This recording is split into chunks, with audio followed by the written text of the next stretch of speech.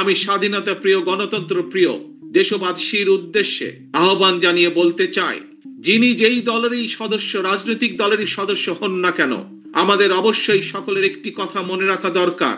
ফ্যাসিবাদ শাসন আমলে আমরা কেউই নিরাপদ ছিলাম না, আমাদের সন্তানেরা কেউ নিরাপদ থাকতে পারেনি। আমাদের ভোটের অধিকার কেড়ে নেওয়া হয়েছিল, আমাদের সকল গণতান্ত্রিক রাজনৈতিক অধিকার কেড়ে নিয়ে গণতান্ত্রিক আমি জনগণের জন্য সারা বাংলাদেশটাকেই বর্বর বন্দিখানা, আয়নাঘর বানিয়ে ফেলা হয়েছিল। সুতরাং দেশে যদি গণতন্ত্র এবং আইনের শাসন না থাকে, তাহলে নারী কিংবা পুরুষ, সংখ্যালঘু কিংবা সংখ্যাগুরু, আমরা কেউই নিরাপদ নই।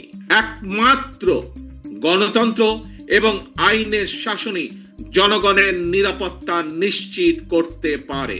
সেজন্যই আসুন দেশে গণতন্ত্র এবং আইনের শাসন নিশ্চিত করার জন্য, রাষ্ট্র এবং সরকারে জনগণের কর্তৃত্ব প্রতিষ্ঠা করার জন্য হাজারো শহীদের রক্তের বিনিময়ে অর্জিত আমাদের গণতান্ত্রিক রাজনৈতিক অধিকারগুলোর সুষ্ঠু প্রয়োগ এবং চর্চা করি।